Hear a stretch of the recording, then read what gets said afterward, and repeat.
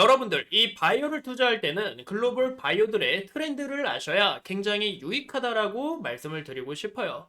그 이유가 이런 트렌드 하나하나가 선행하는 모습을 나타내주고 있고, 이 부분에 따라 이 K바이오가 이런 트렌드에 맞춰서 기대감을 받고 좋은 움직임을 나타낼 가능성이 높기 때문입니다. 그래서 이런 돈 되는 유익한 정보들 간단하게 오늘 알아가셨으면 좋겠고, 근데 현재 이런 트렌드를 알아가는 부분과 함께 현 시점에서는 바이오 투자가 좀 맘에 걸린다라고 말씀을 드리고 싶어요. 그래서 현재 이 바이오 투자를 왜 조심하셔야 되는지 여기에 대한 정보까지 상세하게 알아보도록 하겠습니다. 우선 이 대기업이라는 유튜브 채널 안에서 이제 올해 초 중순부터 우리가 이 바이오를 좀 눈여겨 보셔야 된다라고 좀 많이 강조를 드렸습니다. 현재 보시는 것처럼 이 바이오 ETF뿐만이 아니라 현재 이 바이오 주식들이 굉장히 기대감을 받고 좋은 움직임을 나타내 줬었잖아요. 그리고 이 대기업에서 좀 촬영한 리가켄 바이오나 그리고 이 알티오젠 같은 종목들도 지속적으로 신고가를 달성하면서 굉장히 긍정적으로 흘러갔다라고 볼 수가 있습니다. 그리고 이 초중순에는 제가 이 리가켄 바이오도 굉장히 중요하고 이 GLP-1 기업들을 유심히 보셔야 된다라고 강조를 드렸었는데요. 그 이유가 현재 이 글로벌 시장에서 현재 이 ADC나 GLP-1이 트렌드로 자리매김을 하면서 이 기대감을 받고 지속적으로 상승하고 있었기 때문이죠.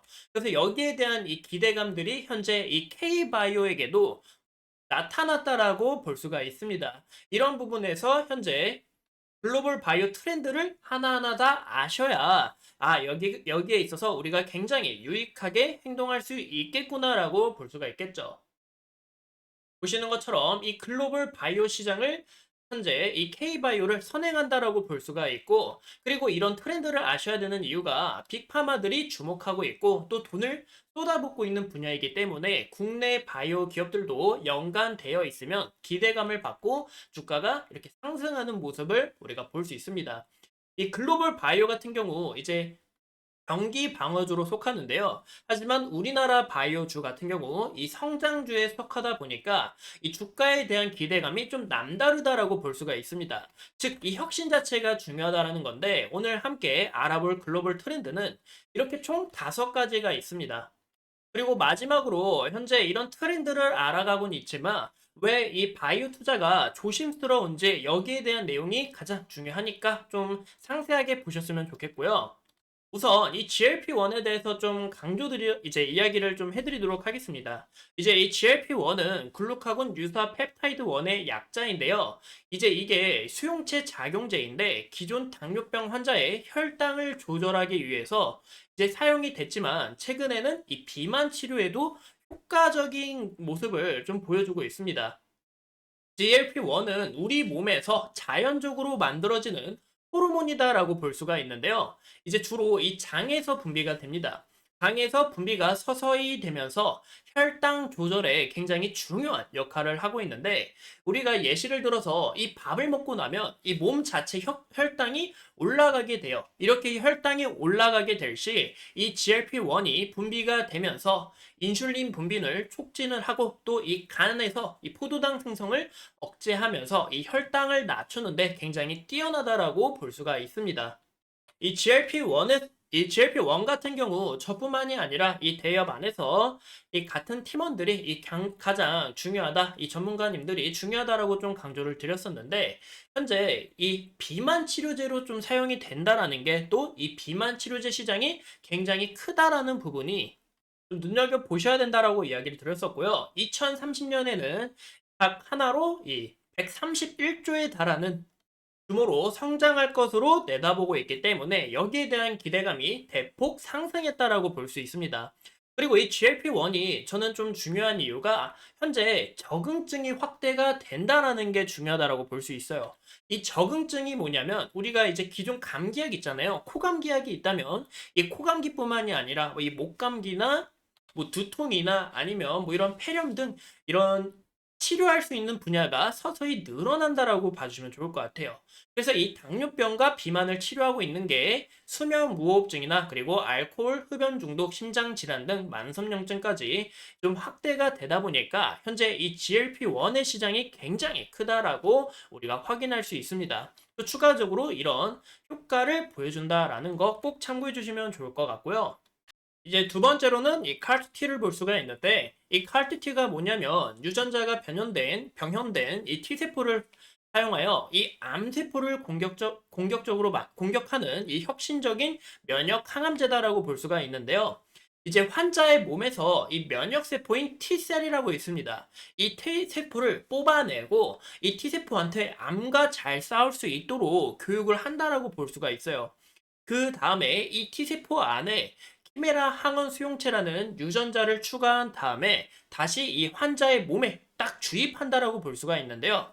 현재 이 기술이 혈액암 치료에서 굉장히 큰 효과를 나타내고 있고 일부 환자들도 이 완치를 좀 기대하고 있다라고 봐주시면 좋을 것 같아요. 현재 이 카르티 같은 경우 상업화된 이런 파이프라인이 좀 많지가 않습니다. 그만큼 여기에 대한 시장은 이제 시작이다라고 볼 수가 있고 현재 이 두 기업이 2022년에만 이 정도 규모를 내면서 여기에 대한 이 기대감이 대폭 상승했다라고 볼 수가 있습니다. 2023년에는 이 칼투티 관련해서 임상 시험만 900건에 달한다라고 볼 수가 있고 현재 이 차세대 항암제 분야로 좀 자리매김을 하고 있다라고 봐주면 좋을 것 같아요. 제가 여기서 좀 한 가지 드리고 싶은 팁은 이 칼투티 같은 경우 주로 혈액암 치료제가 굉장히 많습니다. 아직 이 고형암 타깃이 좀 활발하지가 않은데요. 그래서 여기서 고형암을 타깃하는 칼투티 치료제가 나오게 될 시 기대감이 대폭 상승할 수 있다라고 볼 수가 있죠. 그래서 이런 뉴스도 굉장히 중요하다. 이 칼투티가 고형암 치료를 하고 있다라는 이런 이슈가 가장 중요하다라고 볼 수 있을 것 같아요. 네, 그 다음에 이 ADC를 볼 수가 있는데요. 이제 ADC는 좀 간단하게 번역을 하자면 이 유도미사일이다라고 봐주시면 좋을 것 같아요.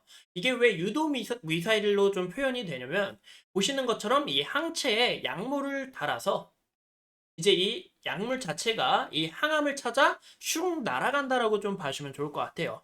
현재 이 ADC 같은 경우 2010년 후반대에 많이 들어오면서 서서히 승인되고 있다라고 볼 수가 있는데요. 현재 차세대 항암제로 굉장히 크게 주목되고 있다라고 볼 수가 있습니다. 여기서 이 드러그가 일반적인 항암약이다라고 볼 수 있는데요. 이 기존 항암 치료제 같은 경우 1세대가 화학 항암 치료제로 좀 많이 이용이 됐어요. 근데 이 화학 항암 치료제는 부작용이 너무 많습니다. 뭐 머리털이 빠진다든지 아니면 살이 급격하게 빠진다든지 이런 문제가 굉장히 많았기 때문에 현재 이 ADC 시장이 크게 주목을 받고 있고 이 약물 자체가 우리 몸의 혈관을 따라 암을 찾아다니면서 이 암하고 만나 암을 사멸시키는 이런 효과를 나타낸다라고 봐주시면 좋을 것 같아요. 현재 이 빅파마 기업들이 굉장히 많이 투자를 하고 있으며 작년에만 무려 100조가 넘는 투자를 진행했다라고 봐주시면 좋을 것 같아요. 2029년에는 약 47조의 시장으로 커질 전망에 있다라는 거 우리가 볼 수 있고요.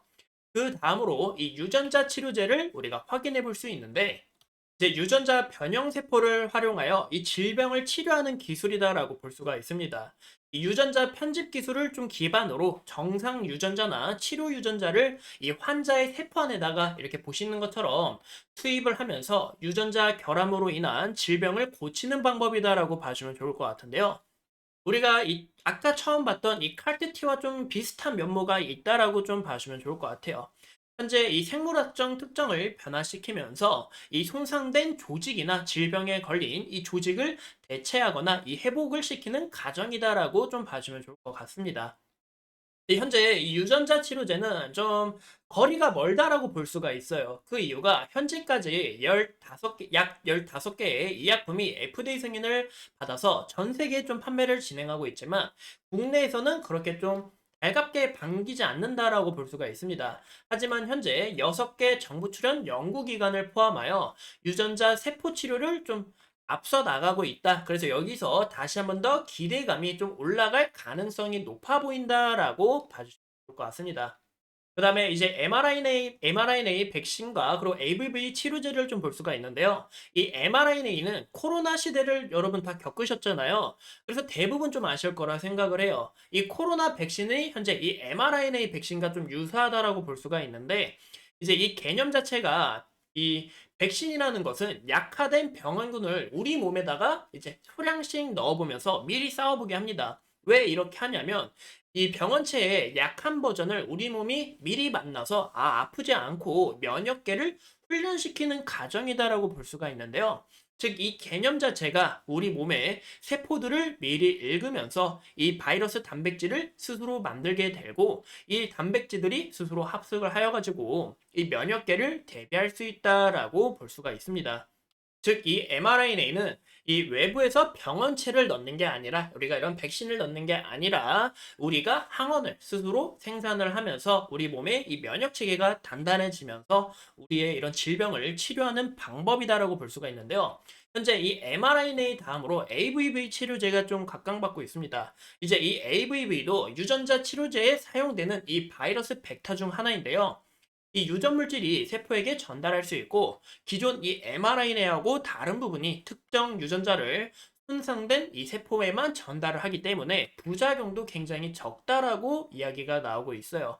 그래서 현재 이 두 가지 치료제도 굉장히 좀 주목받고 있다라고 볼 수가 있습니다. 그래서 이렇게 다섯 가지 치료제가 현재 이 트렌드로 좀 자리매김을 하면서 현재 시장에서도 각광받고 있고 국내 이 K바이오 주식들도 이 관련된 기업들이 좋은 움직임을 나타내주고 있는데요. 이 다음 시간에는 이 관련된 기업들의 이런 종목들을 좀 우리가 함께 알아보고 이 마지막으로 현 시점 우리가 이 바이오 투자를 왜 조심하셔야 되냐면 오늘 이 제일 중요한 이 대통령 선거 날이 있죠. 보시는 것처럼 현재 이 트럼프가 이제 좀 승리가 거의 확정됐다라고 좀 이슈도 많이 나오고 있고 현재 이 개표 상황도 좀 이런 상황이다라고 우리가 확인을 해볼 수가 있죠. 현재 이런 부분에서 이 트럼프 트레이드 우리나라의 증시에 좀 굉장히 영향이 크죠. 이렇게 보시는 것처럼 환율도 미친 듯이 올라가고 있고 그리고 10년물 국채 금리도 현재 보시는 것처럼 4.43을 기록하고 있다라는 거 볼 수가 있습니다. 이런 부분에서 이 바이오 기업들이 영향이 굉장히 클 수밖에 없어요. 왜냐? 이 R&D나 그리고 임상 실험을 할 때 필요한 이 원료 같은 게 있잖아요. 이런 부분이 금리가 오르면서 이 이제 부담감이 커질 수밖에 없고 현재 임상 단계에 있는 이 바이오 기업들은 수익이 없거나 좀 밋밋하기 때문에 이런 부분에서 자금 조달이 좀 어려워질 가능성이 높아 보인다라고 볼 수 있습니다. 이렇게 치솟고 있는 환율과 국채 금리로 인해서 현재 국내 바이오 주식들도 좀 굉장히 좀 저조한 움직임을 나타내주고 있는데요. 아무래도 현 시점에서는 이 선반영을 하는 그런 부분 이제 반영되고 있고 있는 부분이기 때문에 이 환율과 국채 금리가 어떻게 떨어지는지 이런 부분들을 파악해 보면서 국내 바이오 주식들을 좀 이렇게 좀 접근하는 방향이 굉장히 좀 유익하지 않을까라고 말씀을 드리고 싶습니다. 다음 시간에는 이 트렌드와 관련된 기업들을 설명을 하고 그리고 저평가된 이런 바이오 기업들은 어떤 기업들이 있는지 알아보도록 할게요. 오늘도 이렇게 소중한 시간 내서 영상 시청해 주신 점 감사합니다.